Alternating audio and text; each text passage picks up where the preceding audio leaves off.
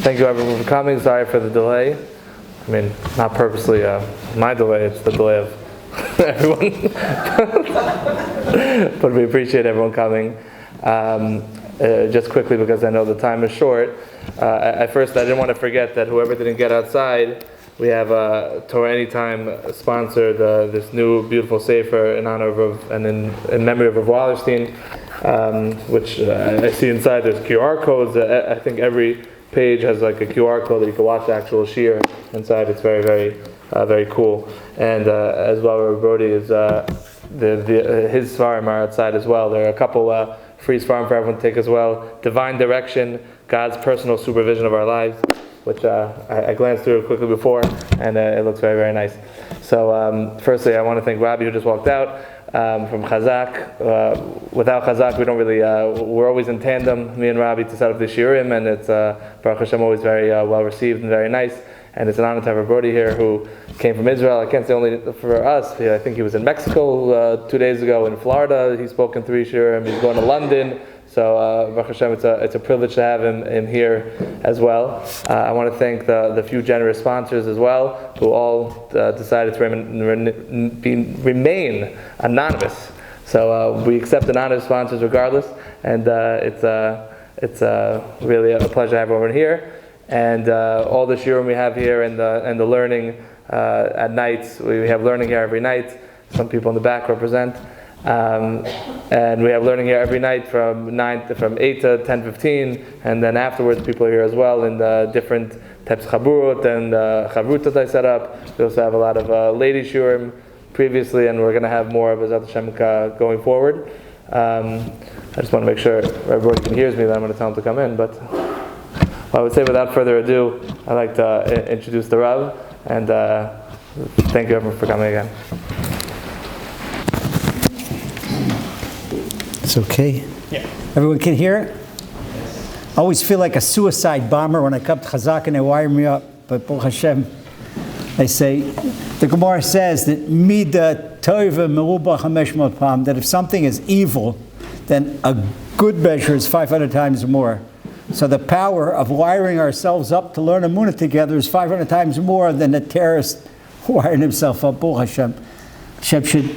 Our lesson tonight should be a Yeshua for Klal Yisrael, a general Yeshua, and anyone that needs a particular Yeshua, whether it's in health, or it's Parnasa, or Shidduchim, or children, whatever you need, that by virtue of our learning together, Chazaq together, getting stronger together, it should bring brachot and Yeshua for everyone. And Baruch Hashem, it's a privilege to be in Chazaq. This is Sherry. Also, the Gemara says, Achron Achron Chaviv, that the last one is the sweetest. This is my last evening on this trip in the USA, going back to Israel tomorrow. It's been a pretty long trip. London, Mexico, Miami, and then here, Baruch Hashem. Pleased to be here. Everyone knows Rabbi Zechariah Wallenstein, Zechat Tzaddik Livracha, we're very close. And so we're honored, Baruch Hashem, those the first 50 came to giveaway. And usually we sell my books too. What was left of the books, take those. And if anyone wants me to sign a book afterward, be happy to. And we open up with praise of our host. We thank Chazaq, Rabbi, and thank Morty and the shul here, that the Kilo should have every single blessing. Baruch Hashem. We're talking about everything we talk about at Emunah. King Solomon says, all the rivers go to the sea. Everything leads to Emunah. But tonight especially appreciating life, appreciating every moment of life, not wasting a single minute. Not wasting a single minute. And you can see the greatest people in the world, Rabbi Nachman of Breslov, the Holy Arizal, they lived till they were 38. They're 38, but you look at the 15 volumes of Kabbalah and all the Arizal's Talmidim, look at what Rabbi Nachman did. Look what each one of them did in 38 years. It is mind-boggling. And the reason they accomplished so much is because they didn't waste any time. There was no such thing as inconsequential time. Everything they did had a purpose. And they could say, what am I doing now? What am I doing now? The Chafetz Chaim was once known, the Chafetz Chaim used to do Idbodut, the Chafetz Chaim used to do personal self-assessment, personal prayer, 2 hours a day. And once one of his Talmidim find out that Chafetz Chaim would disappear from the yeshiva every afternoon from 2 to 4 p.m. And they say, where's the Rebbe? And one of the Talmidim in the yeshiva, one of the students in the yeshiva, laid an ambush for the Chafetz Chaim, and he followed him. Chafetz Chaim was already an old man in his late 80s. He passed from this world to the next world at age 95. Hashem took him right before the Holocaust. He said the Chafetz Chaim didn't deserve to see the Holocaust. So when he was an old man, already in his late 80s, he was going up in the attic of the yeshiva, and that's where he would do his self-assessment for 2 hours, from 2 to 4. That's where he disappeared. So the student found out, this is where the Rebbe is going. This is where he disappears to, up to the attic. And he put his ear to the door to listen what Chafetz Chaim's doing. Chafetz Chaim is yelling at himself. He's Swilmer, he says in Yiddish, Swilmer, where's the 5 minutes? Swilmer, where's the 5 minutes? Chafetz Chaim accounted for every minute in his life, and he was so upset because there were 5 minutes that day that he didn't know what he did with. He didn't remember what he did with. And so he was so upset with himself. He was doing major tshuva. This is the greats of Israel. This is the greats of Israel. Where do they get it from? If we open up our Gemara, tractate of Avodah Zarah, there are 3 very interesting stories. One story is about the Romans, the decrees, the evil decrees that the Romans made in the Jews' time, a great persecution. We're talking about the 50 years after the destruction of the Second Temple. And this was a time during the death of the 10 martyrs. We read them on Tisha B'Av, and we read about them on Yom Kippur as if it happened one after the other. But it was actually over the course of 60 years. They said no Shabbat. Jewish people, you want to be a Jew? Okay, no Shabbat, no Brit Milah, and no mikveh. So there was a Roman pro-Jewish senator, and his name was Ketia Bar Shalom. So Ketia Bar Shalom, he had great respect for Rabbi Akiva and his students.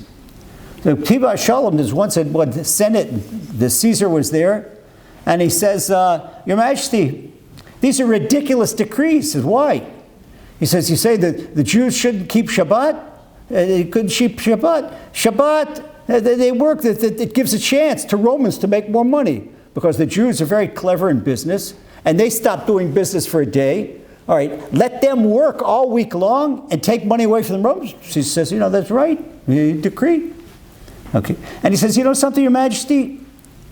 Not letting them do Brit, that's ridiculous. Do you want a strong enemy? We're Romans, we're strong because we don't damage ourselves at 8 days old. Let them weaken themselves. The Brit Milad weakens himself. Take a baby and do surgery at 8 days old and he bleeds, it weakens him. So, Majesty, why should we strengthen our enemies and not weaken them? This is good, let's continue weakening them. She says, something? You're right. So you cancel that decree. And then he said, Your Majesty, with us, the Romans, everything goes, and it's all month long. With the Jews, they said 2 weeks a month, nothing, and then they go to the mikveh, and then, okay, 2 weeks. Your Majesty, if you give them all 4 weeks, they're going to have much more kids. They have much more kids. You want more Jews around? He says, no, he canceled that.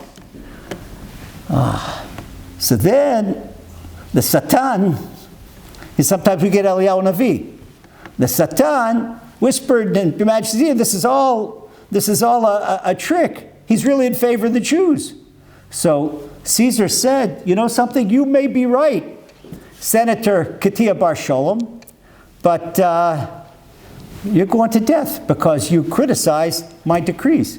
You're criticizing the king, criticizing the Caesar, that's death penalty. So as they took him out to die, Ketia Bar Shalom, he took out a knife on the spot. He circumcised himself, became a Jew on the spot. They killed him right away, and he said, all my wealth to Rabbi Akiva and his students. A voice came out of Shemaim and said, Ketia Bar Shalom is welcome to the world to come. At that point, Rebbe cried, Rabbi Yehuda Nasi, who was in Mishnah, Rebbe Yehuda cried, he said, there's some people work all their lives to get in the world to come. Some people in one moment earn the world to come. I'm going to explain to you what Rebbe meant in a moment. But let's get another story. Another story, same tractate, Avodah Zarah. Now Rabbi Chanina ben Tardion, he was Bruria's father. He was Rebbe Meir's father-in-law. Rebbe Meir Balanes is his father-in-law. And he was one of the 10 martyrs. He and Rabbi Akiva, one of the 10 martyrs. So they caught him teaching Torah. Teaching Torah was also against the law.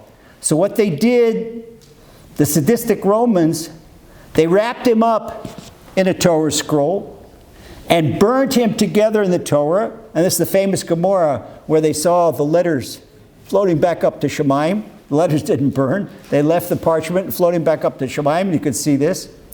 But what they did, the sadistic Romans, they took cotton, a big wad of cotton, put it in water, then put it on his heart, so that around his heart there would be less fire. His whole body would burn, but his heart would burn slower, and this was a more slow, excruciating death.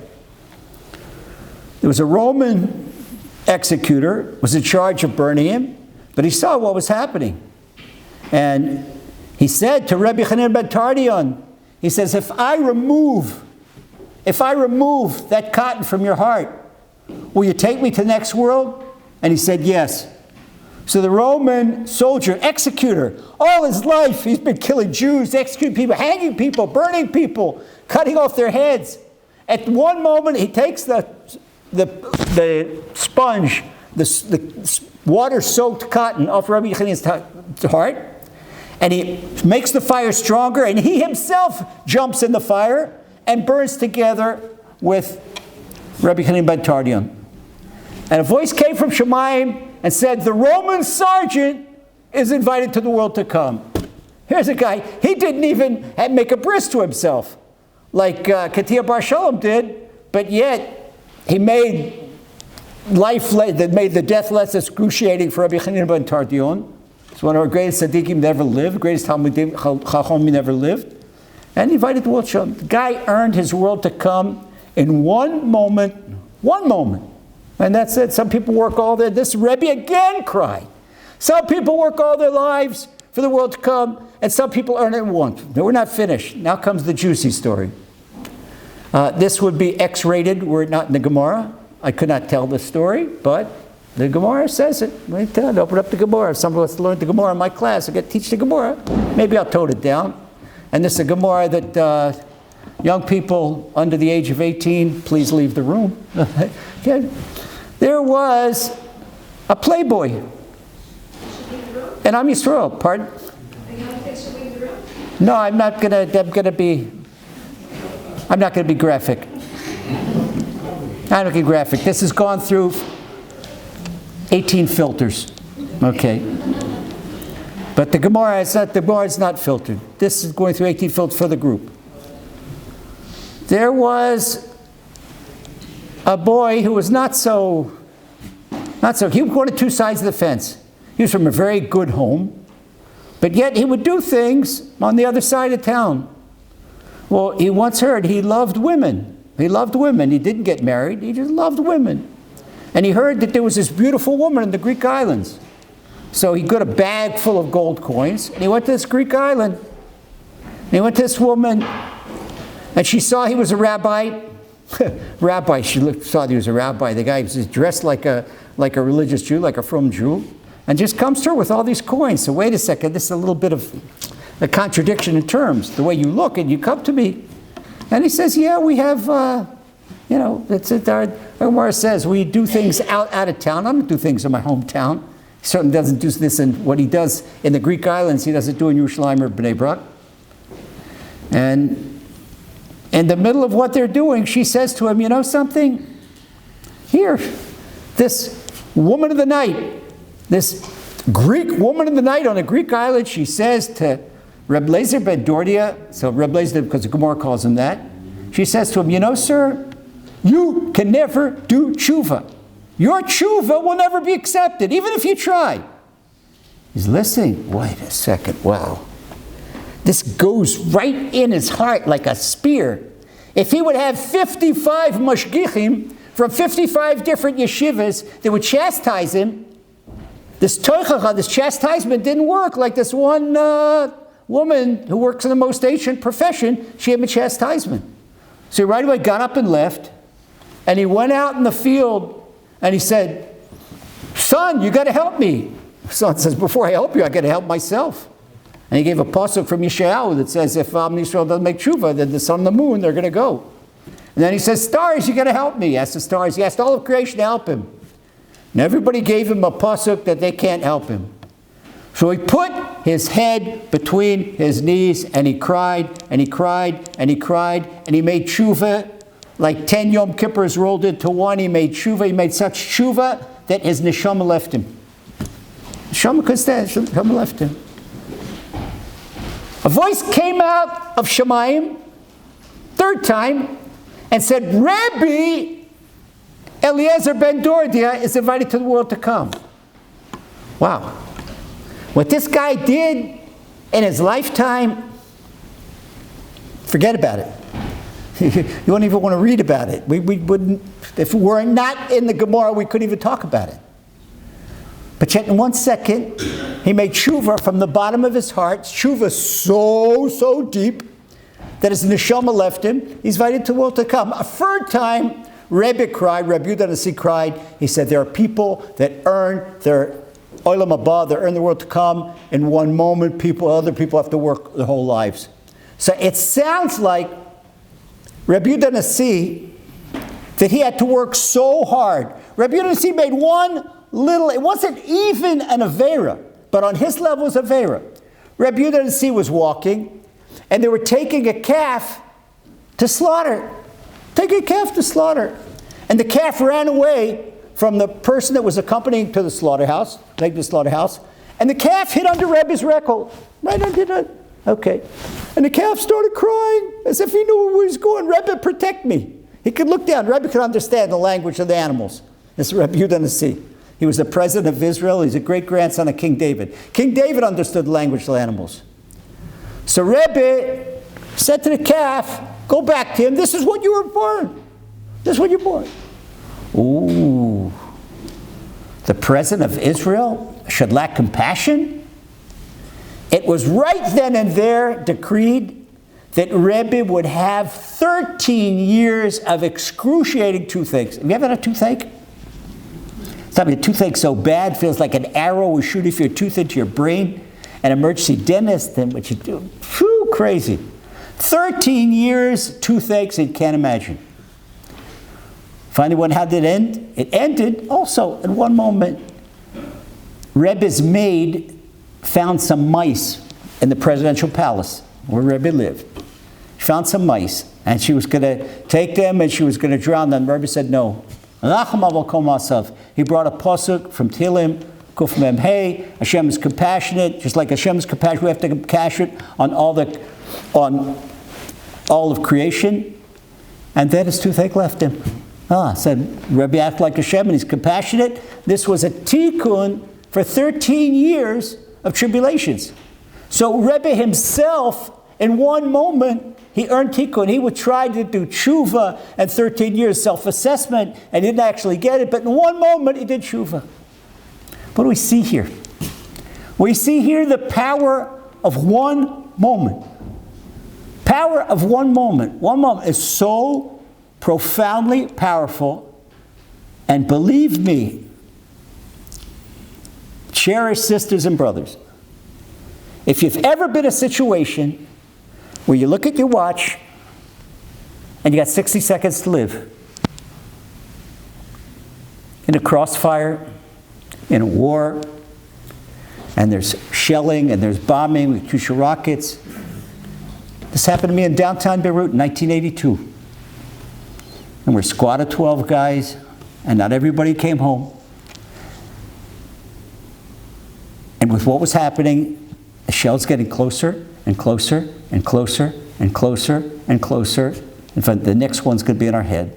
And the next one probably fell in about 30 seconds. 30-second life expectancy. Next one's on our head, nowhere to go. Can't go. This direction is the Syrian, this 1982 First Lebanon War. The PLO in this direction, the Syrians in this direction, Katyusha battery in this direction, can't go behind us, right in the middle, downtown Beirut, boxed in. What do? You got 30 seconds to live. What do you do when you got 30 seconds to live? Call out to Hashem. What do you do if you don't know Hashem? Your neshama does the same. Just happened to be. One thing, Hashem. I came from a conservative Jewish home. I lived in the United States till I was 21 years old. Went to the University of Maryland, studied agriculture. We were a Zionistic house, not a religious house. My dream was to go to Eretz Yisrael and to be a soldier and make a border farm. That's exactly what he did, both dreams. But now the dream's over. And with 30 seconds left to live, make a really fast accounting, a really fast cheshbon nefesh. You see a movie of your whole life as it goes in front of you. What you did your whole life. Oh, we did neat stuff. We raced cars. Even though we're good students, we were a good student at university. And we had a lot of fun. And we drank beer. And we dated girls. And we did a lot of fun. What non-religious Jewish American boys do. No, nothing chas v'sholem, drugs. This is what they call in America good, clean fun. Golnish bitnish. Oh, but then you came and you settled the land of Israel and you built a border farm.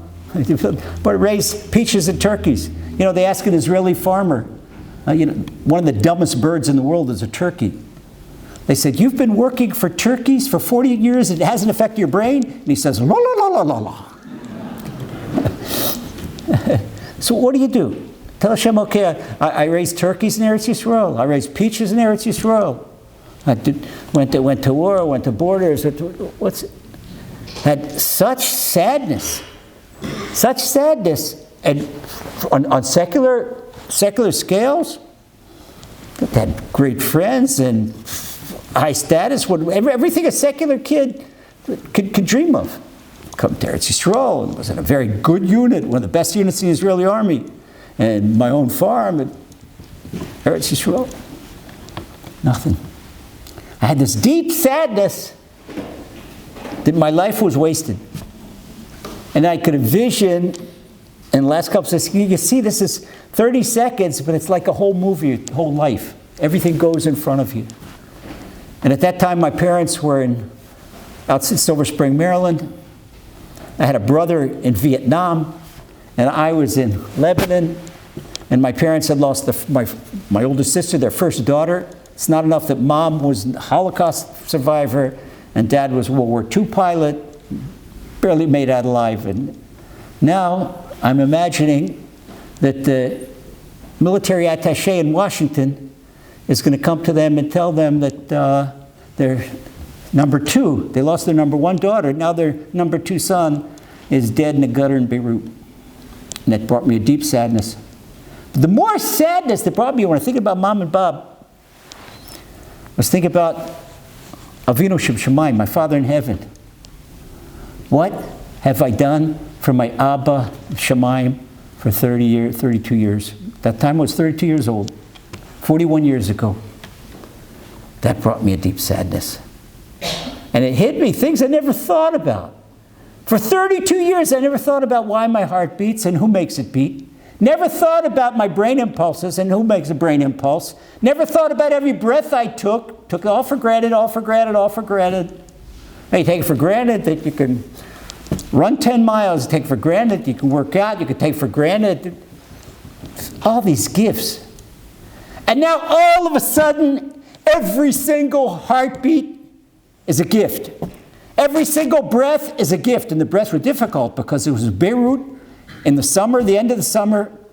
It's like 95 degrees Fahrenheit and about 92% humidity. And such humidity, maybe you have it here in 5 towns in the summer, in a really hot summer day when it gets really the worst humidity. You ever been in Purim and Shul when the little kids shoot caps and you feel you can't breathe? Because it's little tiny caps have a tiny bit of gunpowder. You notice when big amounts of gunpowder explode, you can't breathe. The air is black with smoke. And if we don't get hit by a shell, another incoming shell or a bullet, then it's going to choke. It was difficult to breathe. Shem heard my prayers. And I had this feeling, you're going to get out of there, but you can learn to devote your time right to Gemara. And not every moment and every moment and every moment. So what did Rebbe mean when he said about the three different instances that there are people that buy their olam haba in one moment, as if he was jealous? No, he's not jealous. He said, look at these powerful guys. If they could earn their olam haba in one moment, what would they do if they did this? They served Hashem all their lives.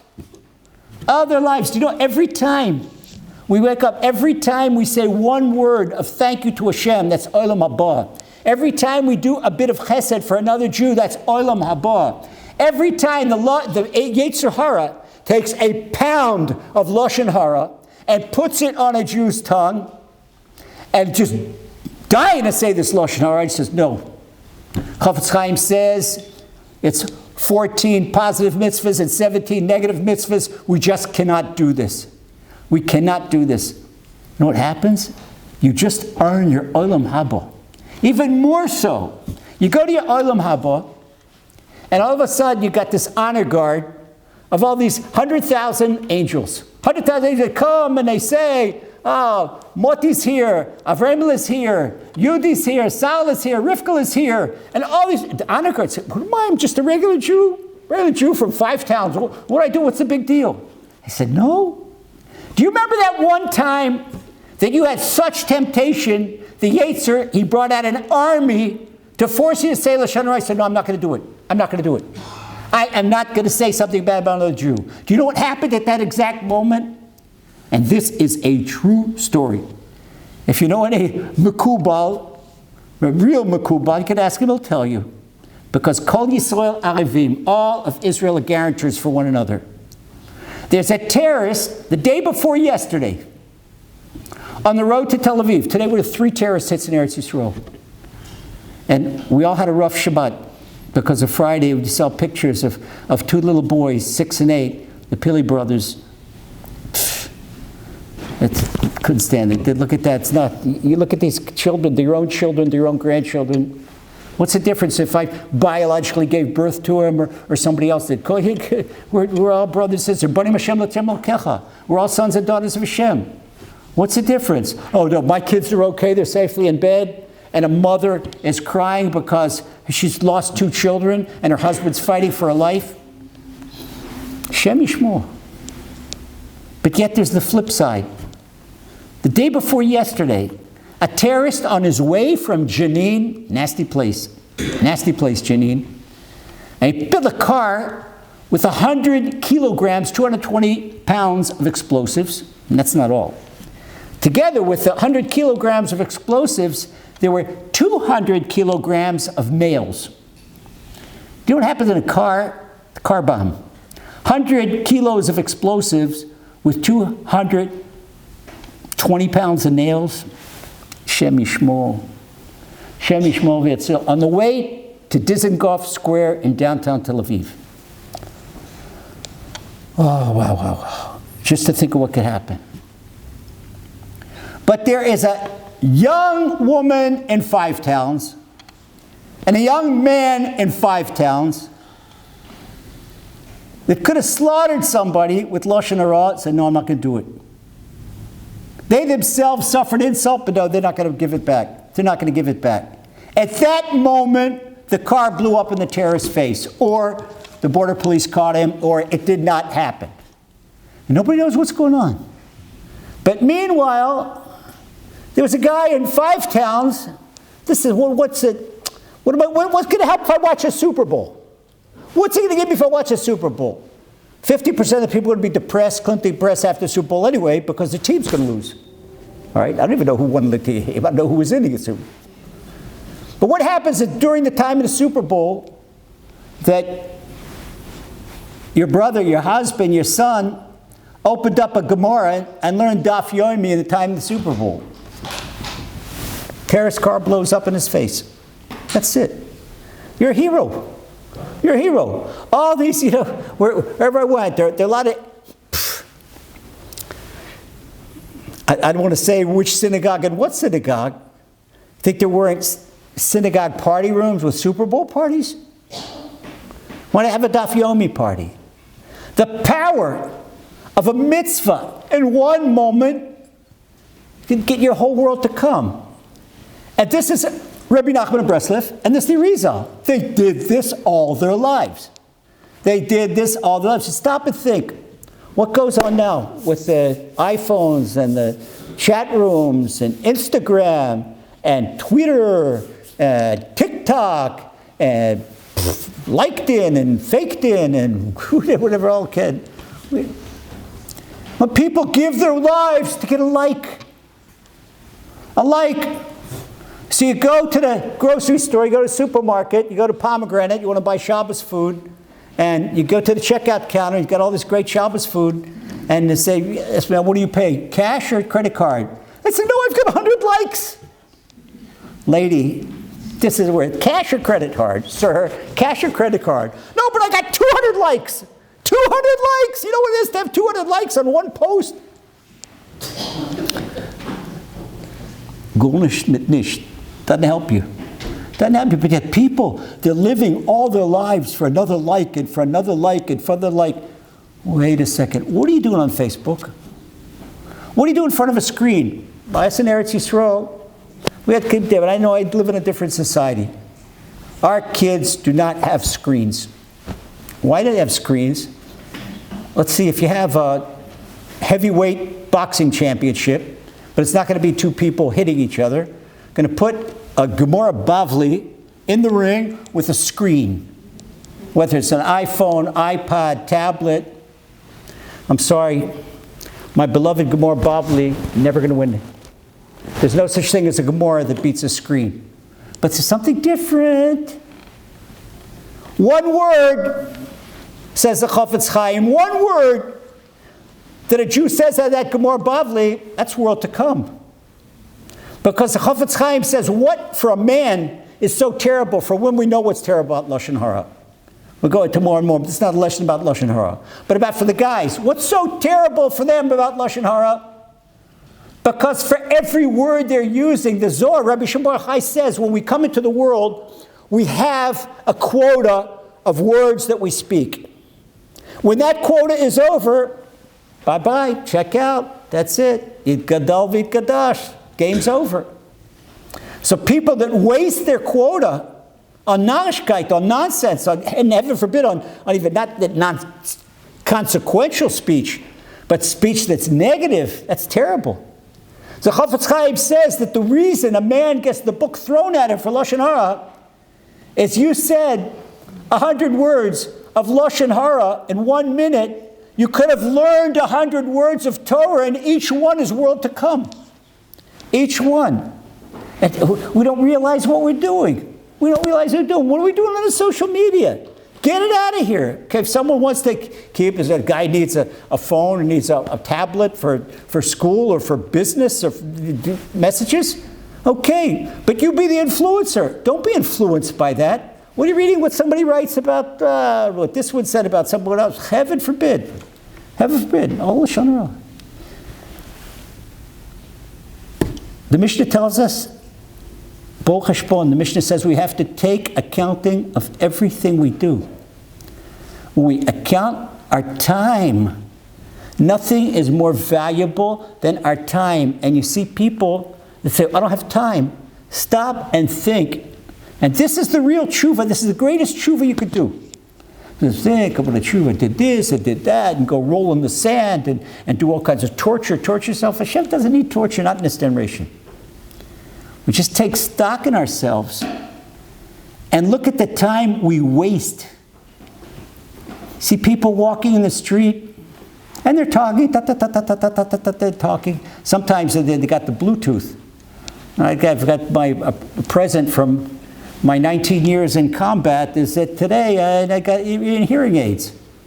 So I said, people are self-conscious about wearing hearing aids. I said, but that had a friend of mine from my old unit. He said, Lazer, you got yours? Yeah, I said, I already have mine a year now. He says, I need mine now. He says, I feel so like an old man wearing these silly hearing aids. I said, what do you feel like an old man? Look at your hearing aids, you can't even see them. Mine you can't even see unless you look up close. But these guys are walking around with these howitzers in their ears, these big Bluetooths, and they're sticking out like that. Not only that, they're walking the street, I think these guys are in the funny farm. They're talking and conversing. And ta-ta-ta-ta-ta-ta-ta-ta. Come on. What are you doing? It would be much better. You know why we teach kids Mishnayos by heart? So they can walk in the street and they can not Mishnayos by heart. Walking the street and talking on the phone, there's something that an observant Jew doesn't do. We don't walk and eat a sandwich while walking in the street. You see people do this. No. We sit down. The Gemara says when there's no Beit HaMikdash, that a person's table atones for him. Shulchano shladam mechaper badam. That's why we sit down at a table and dress properly. This that. Don't come to the table in a t-shirt. Come to the table and sit properly, because it's a mizbeach. When there's a moitabit, your table is an altar.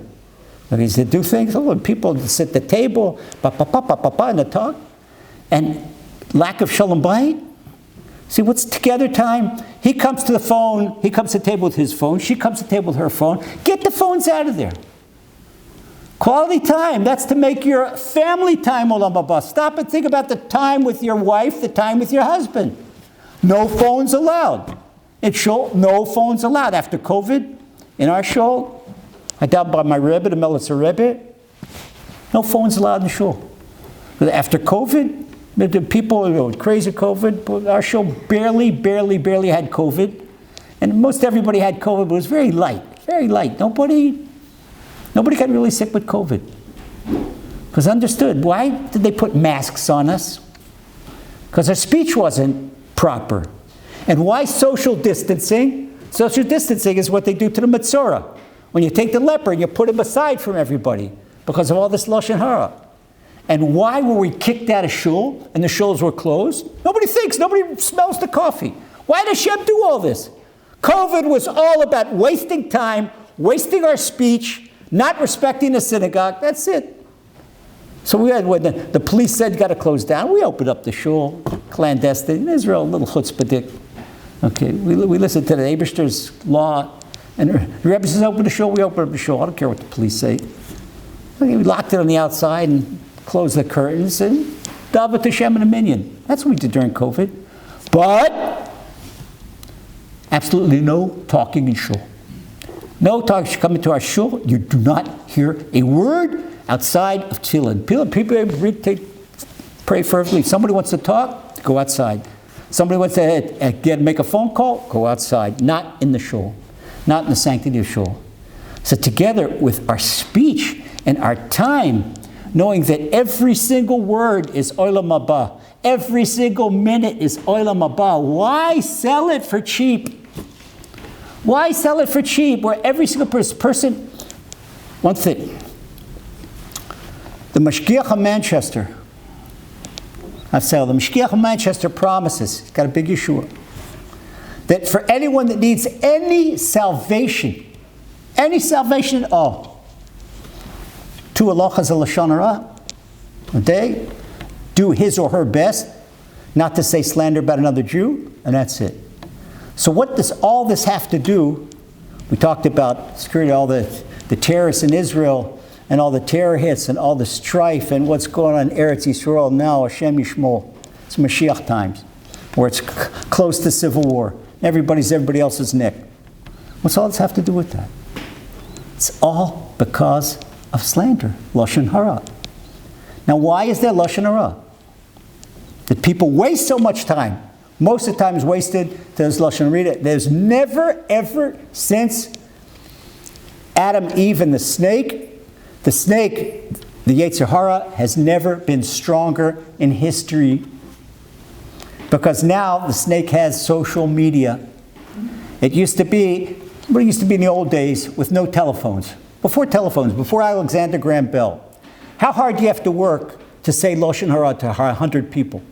You really got to work hard. You got to go from one to another. Or even if you're in Britain, you have to get people, they used to have the soapbox orators. Okay, so you stand on a soapbox and wait till there's 100 people in the park and you say something bad about someone. That's unreasonable. Some constable will take you down anyway. You won't be able to do it.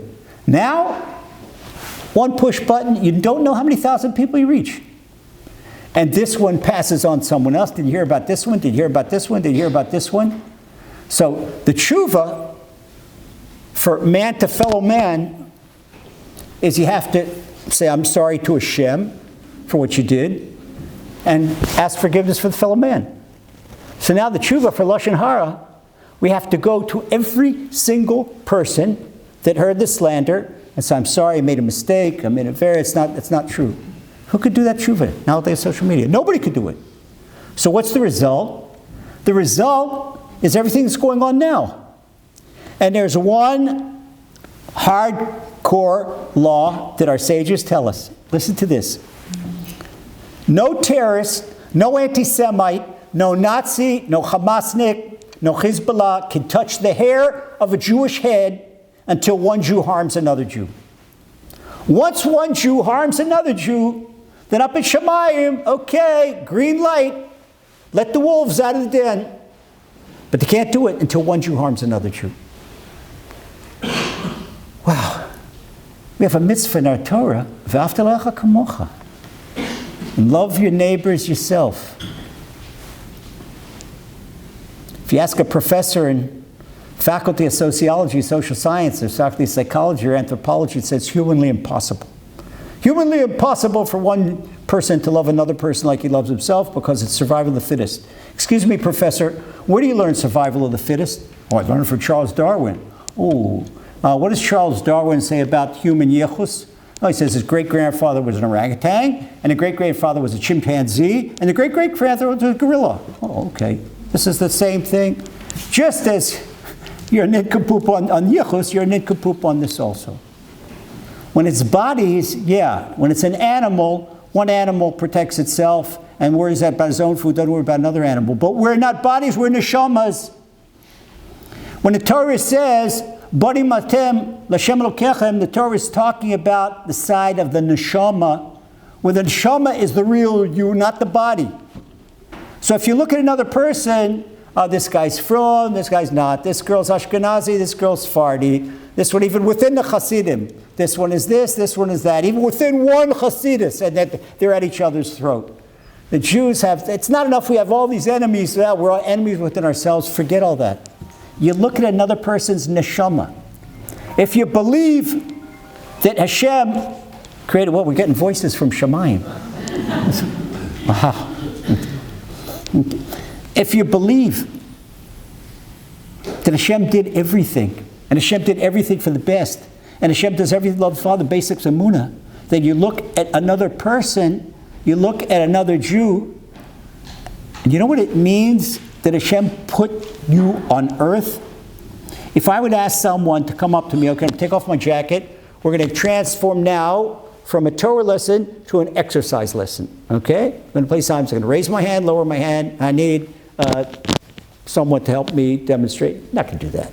It's embarrassing. I'm going to raise my hand, lower him, raise my foot, lower my foot in front of the whole audience. But if under the table, I slip you a couple $100 and you need money for Shabbos food, okay, this is already incentive. So you know you wouldn't do something without an incentive, without a reason. Why do we think we're smarter than Hashem? That Hashem does something without a reason. You know what it means when Hashem put you on earth? And you don't value yourself. You look in the mirror and say, you're not good enough. If I would ask people what's the worst Yetzer Hara in the world, it's not what you think. That's number 2. The worst Yetzer Hara in the world is when you look in the mirror and you say, you're not good enough. Guy says, oh, my friend, he made this startup company and sold it for $140 million. And my other friend is a Rosh Yeshiva. And I'm Schnooky with the shoe store. And a woman looks in the mirror, she says, oh, my girlfriend, her husband is so successful and she's so gorgeous, and come on. You think you're imperfect? You know what you say when you think you're imperfect? Heaven forbid you're saying Hashem is imperfect, because Hashem created you. Hashem does it, there's no imperfection against Hashem. Everything is perfect what Hashem does. She says, how can I be perfect? You are perfect to do your job on earth. And if Hashem created you, Hashem doesn't do anything for nothing. It means that the world cannot exist without you on earth. You don't think about it. People don't think about it. Look at it. I'm not important. I'm not a Rosh Yeshiva. I'm not the Rebbe of Gadol Hador. I'm not this. Are you kidding? Take stock in yourself. Maybe that child you're raising is going to be the Rebbe of Gadol Hador, or that son you're raising is. You don't look at yourself. Look at what you're doing. Look at whatever you're doing. That you buy your world in one moment. And there are some people that want one moment after another moment after another moment. You know, parents that have well-adjusted children. Why well-adjusted children? Because some parents, they buy their kids. Here, take your Game Boy and take your this boy and take your that. Just I'm not going to have personal time. You know what it is when a mommy and daddy, they sit on little Avrami's or little Suri's bed, and they say, Amalach HaGoel, and they say, Kriya Shema, you're buying your world. This is tachlis. You're teaching the next generation of Emunah, and you can't teach the next generation of Emunah. If you live it, you can give it, and if you don't live it, you can't give it. That's the way it works. That's the way it works. So here we are. We can every moment after moment after moment, they come up to minutes, they come up to years, where the sachar, the rewards are mind-boggling. Why sell ourselves for cheap? Worse than that, why sell ourselves for nothing? Worse than that, why sell ourselves for negative? To give up a world, a beautiful world of Hashem, His Torah, His mitzvahs, emunah. Dude, emunah is crazy. Every single moment, I believe in Hashem, I believe in Hashem. Yeah, Hashem is with me, I believe in Hashem. Every single moment that a person believes in Hashem is the mitzvah of emunah, and it's greater than any mitzvah of the Torah. Last week's parsha. Hashem said two mitzvahs by Himself. He said, Anochi Hashem Lokecha. The first of 10 commandments. They said, Lo Yelach Elohim Achim. The first two mitzvahs. And then Am Yisrael, oh, Moshe, stop! Our neshamas are leaving us. And they were leaving them. Each one had a malach that shtupped the neshama back in the body. They couldn't hear Hashem's voice and stay alive. They couldn't. So Moshe Rabbeinu had to be an emissary for the next 611 mitzvahs. So what happens? If we do a mitzvah, we give charity, then we get rewarded with the Hashem says, this is what Rabbi Lazer ben Yaakov says in Pirkei Avos. We can now understand the Mishnah in the 4th chapter, Pirkei Avos, that he who does a mitzvah creates a positive malach, and he who does a transgression creates a negative malach. Okay? Why? A malach, not an angel, malach means emissary. The person says a malach, he says an emissary. They got a double meaning. In the case of a malach, it means both, because an angel is Hashem's emissary. So a person does a mitzvah as an emissary. When a person loves another Jew, it's not just loves another Jew. Does a favor for another Jew, not just a favor for another Jew. But he does that because of his emunah in Hashem, and he believes that each person has a neshama, what Rabbi Shimon Bar Yochai tells us in the Zohar in Parshas Bereishis, Chelek Eloh Ma'al. It's not only you get the malach, the emissary, you get Hashem. Because any mitzvah that has to do with emunah, since Hashem said the mitzvah of emunah, Hashem gives the word personally. Wow. You know what that means? If somebody needs a really big Yeshua, somebody needs a soulmate, and the doctors say, no hope. I said right before I came here, where I'm staying in Flatbush tonight, it brought me a person with, a terminal, big-time terminal, and doctors said, no hope. Doctors say no hope, that's the beginning of hope. Because where the brain kicks off, that's where emunah kicks in. And when the doctors, the lawyers, the CPA says, no, that IRS is going to hit you for $500,000. And the lawyer says, there's no way I can win the case, you're going to jail. And the doctor says, no, it's terminal. Wrong, wrong, wrong, wrong. That's where emunah has to kick in. And anybody emunah, Reb Chaim of Volozhin, he says, there's a segula. For any salvation we need, that's 3 words. Ein od milvado. When a person says, Ein od milvado, there's no one Hashem, Hashem says, oh, you're not putting your trust in the lawyer? You're not putting your trust in the doctor? You're not putting your trust in the CPA? You're coming to me, you're putting trust in me? Okay. Okay. Sometimes we have difficulties in life. Hashem doesn't fault us for not coping with the difficulties in life. Hashem faults us for, why didn't you ask me for help? You know why people don't ask Hashem for help? And why people don't talk to Hashem? Because they don't believe in Hashem. So what do you mean you don't believe in Hashem? I'm from. Oh, you're from? Okay, Yofi. Try this exercise. Say the word from and smile. Let's see what you do. Try it. Say from and smile. Can't do it. From. Now say Emunah and smile. Emunah. It's a difference. A smile on your face means that you like the way Hashem runs the world. And when a person doesn't smile, it means that he or she doesn't like the way Hashem runs the world. It's not nice, because Hashem is a loving Father, and everything does for the best, whether or not we believe it, whether or not we know it. But that's the truth. That's the spiritual truth. So we know that Hashem is with us, and Hashem is blessing us in every do. Hashem commands those malachim that they should be with us all the time. And if a person would see the protective malachim, Gam kielech gates al movis. Why King David? How could he say, although I walk in the valley of death, and he walked in the valley of death? All his life, enemies from within, enemies without. Nobody had problems like King David did. And how did he keep a smile on his face? Ki atoy madi, because you were with me. I'll tell you something else. People don't know how to read Tehillim. Open up Kuf Lamed Tet.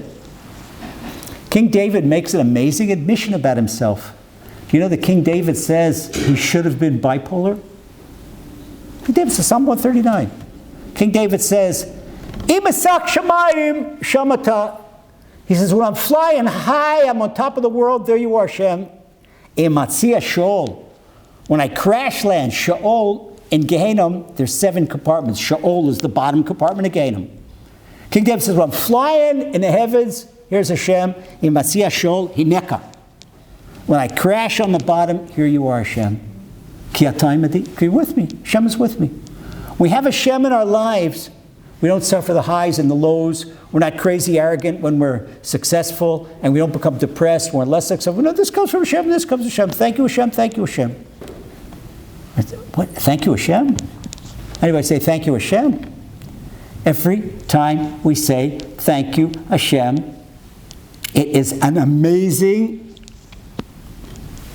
mitzvah, because thanking Hashem, we're Jews. And Jews is Yehudi. Yehudi comes from Lodot. The word Jew means to thank Hashem.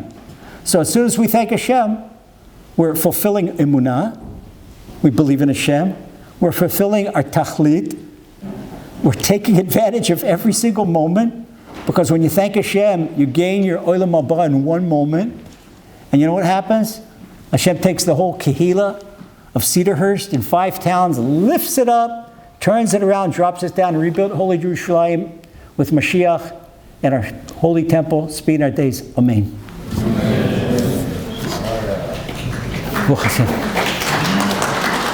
If we have, I think Rabbi can answer. If someone, okay, we got another 8 minutes. And yeah, Baruch Hashem. If anyone would like to ask any question about anything I said, or anything I didn't say, or something about Emunah, feel free, because I'm flying to London tomorrow, and the day after tomorrow back to Eretz Yisrael. And usually after I finish speaking, people send me emails. They find my, because on the books, my email address, I'm accessible to everyone, not King Tut, just Lazer. And people write me. I get lots of emails every day, and I try my best to answer them. But since I'm on the road, it's difficult for me to answer emails. Ask questions right now. Your personality. Yes, first, and then your second. Well, we already gave our children times to watch and times to play on the phone. How can we take that away? What's that? Time to? We gave them time to play on the phone and play other games or watch on YouTube. How can we take that away now that we don't want to do that? Oh, wait a second. You mean you're doing holy stuff on YouTube? No, if we gave our children times to watch, how can we take that away now? Take it away from who? From the kids. Oh, from the kids. Oh, the kids. The first have to take it away from. Okay, let me tell you something. And stop and think about it. Give you a little secret. A lot of people don't know that because look at body and soul as one. Lazer Brody is maybe, I don't know if there's any other, maybe one other in California, but Orthodox Jewish rabbi that's also a fitness trainer and a nutritionist. The body cannot develop from passive activity. Screens are passive. Nobody ever got strong from passive activity. A Gemara for the brain is just like being in the gym and lifting weights. To handle the Gemara, the brain has to strain and strain and strain. That's why we have in Eretz Yisrael guys that have been learning in Koilel for 5, 6 years, and all of a sudden they have maybe 3, 4, 5th child. I know my kids, after 8 and 10 kids, they're still in Koilel. But some people, they get nervous and they want a profession. Secular law school is 3 years after a bachelor's degree. A Koilel guy is a special law school in Eretz Yisrael. It depends how good the guy is. He can have a law degree in 6 to 8 months. And they pass the bar amazing because they've got these these Rambo brains. Gemara gives a guy a Rambo brain. A person cannot develop his body, his muscles, from being a couch potato. Okay. If we want our kids to develop, then they have to have books and not screens. Or they can listen. Listening also, when listen without a picture, they have to use their imagination, it develops their mind. But now's the problem.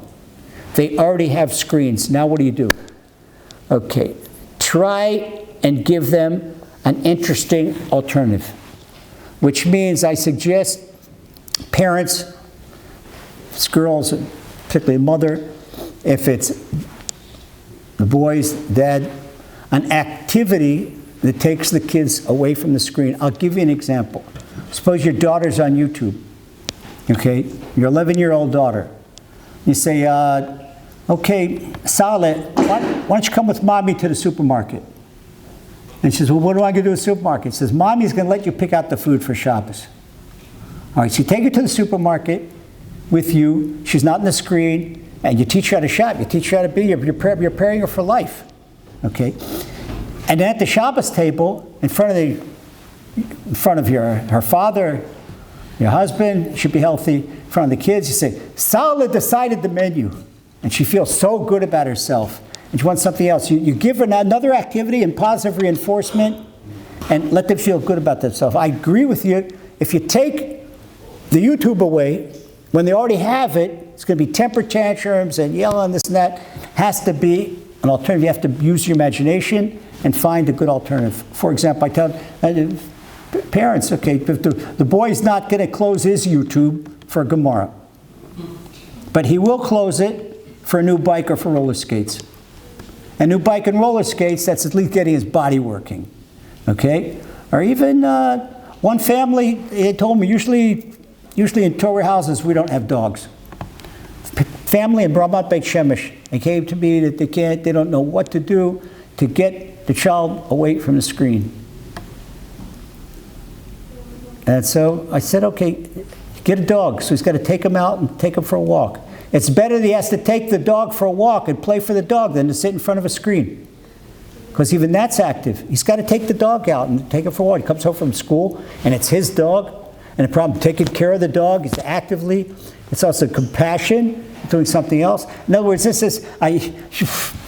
you wouldn't tell somebody from the Knievsky family to buy a dog. Okay, that would do. But somebody from a family, say an American family in Ramat Beit Shemesh, and the kids are used to screens, and to get them off the screens, you have to give them something else. Okay? That'd be nice. Yeah, there was a second question. My question is, you mentioned that Emunah and saying thank you to Hashem, like when you're learning about it and you hear about it, but when you're in the moment, when you're being tested, how do you, I guess, train your brain? Okay, here's the thing. In the IDF, we have what's called Krav Maga. Maybe they have it here. I think it's come up. Okay, Krav Maga is a way for a person to defend themselves against all types of judo, jiu-jitsu, karate, all types of different things. When you do certain moves, they're very unnatural. You do them the first 10 times and excuse the expression, you feel like you're uncoordinated. You feel like you're a stick man. And then you do it another 20 times. After 100 times doing the same movement, let's practice the same movement over and over and over. The same knife defense. Boom, boom, boom, boom, boom. Do it 100 times over. After 1,000 times, it's automatic. Okay? It's automatic. If somebody comes to you with a knife from this side, you're going to buckle under his elbow, break his arm, hit him with the other. It's automatic. Boom, boom, boom. It's got to be. After 1,000 times, it could be automatic.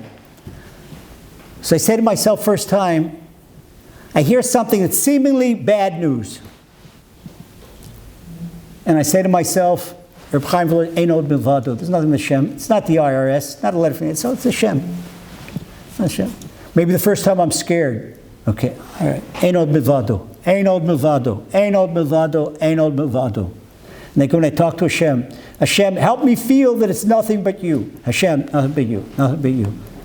When a person lives with Emunah, I'll give you another example. People have been hit, nebech, chas v'sholem, Rahman li'etzlan. People have been hit by cars and trucks, even good crosswalks. Anybody have a guarantee that they go in a green light, in a zebra, a crosswalk, and some crazy, especially now with terrorists and ramming, and it's not the, Hashem, help me cross the street. Hashem, help me cross the street. When we bring Hashem into our lives, and we ask Hashem for help in anything, and we don't think we know what's up to Hashem, before you start cooking for Shabbos, Hashem, help the food be good. Before you go shopping, Hashem, help me find the best things at the lowest prices. And Hashem, before you go in to do a deal, you got a customer. Before you go into the office, you got a patient. Hashem, help me in this transaction. Help me give the best prognosis. Help me see the cure to this patient. Hashem, whatever we're doing, Hashem, help me. Hashem, be with me. And we do this over and over and over. Then it becomes second nature. You feel it. And this is the way to bring the emunah that we all know in our heads. We all know 13 principles in our heads, and to bring it down to our hearts. That's how we internalize emunah over and over and over and over. And we live our lives with Hashem. And Hashem says, you want to live your life with me? I'm right with you, my daughter. Right with you. Next question. Yes? When something seemingly negative happens, is the reaction Enon Movado or thank you Hashem? If it's thank you Hashem, is there a source for that? Okay, some people say thank you Hashem, but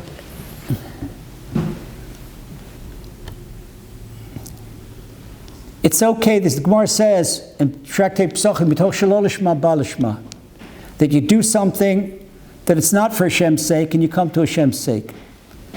Both work good. But if a person doesn't mean it, better not say it. Now, if he wants to mean it, it's okay to say it. He wants to mean Hashem, I'm not there yet. But this is part of my first 1,000 times until I really believe it. But Eino Bevado, that's also, I would suggest both. Eino Bevado, okay, it's not the guy that gave me the insult in front of 500 people in shul, because if it wasn't him, then maybe it would be a dog that would bite him, or a car. It's getting a shtickle insult. That's a gift from Hashem.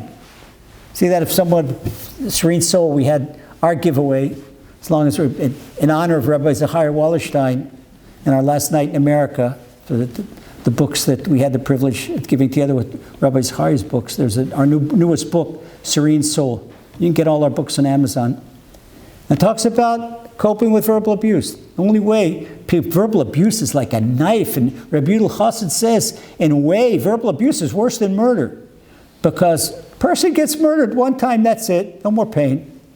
But if a person has been insulted or humiliated, every time he sees the aggressor that insulted or humiliated him or her, it's like living it all over again. And that's why, guys, the Gemara in Ksuva says you got to really be careful with your wife's honor. Because guys, they hit each other and they forget the next day. Your wife will remind you of the night nas thing you said 23 years ago. She don't forget. So don't go there, okay? Don't go there. You have to think twice. That's what we're talking about every second. Not that every second. So I would suggest Eino Bevado. First, I put myself in the emunah mode. This is from Hashem. This is not from them. And then, this is from you, Hashem, and you're my beloved Father in heaven, then it's certainly for the best. Everything comes from you. And who is that you that everything comes from? That's my Tati. That's my Avishim Shemayim. So if everything comes from you, and if it's from my Father in heaven, and my loving Father in heaven, we said in Ma'ariv, Ohev Amo Yisrael, before we said Kriya Shema.